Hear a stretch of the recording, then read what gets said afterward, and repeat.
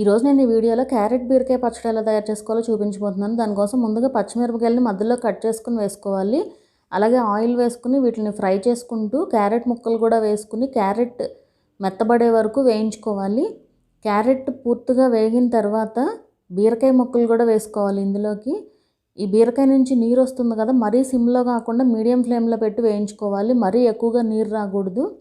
ఇలా వేగిన తర్వాత చట్నీకి సరిపడా చింతపండు వేసి ఇలా కలుపుకొని స్టవ్ ఆఫ్ చేసి ఆరనివ్వాలి. అది పూర్తిగా ఆరిన తర్వాత ఒక మిక్సీ జార్లో ఉప్పు, వెల్లుల్లి రెమ్మలు, అలాగే జీలకర్ర వేసుకుని అలాగే మనం ఫ్రై చేసినవన్నీ కూడా వేసి గ్రైండ్ చేసుకోవాలి. ఇలా గ్రైండ్ చేసుకుని ఇప్పుడు పోపు కోసం ఆయిల్ వేసుకుని పోపు దినుసులు అన్నీ కూడా వేసుకుని ఫ్రై చేసుకోవాలి.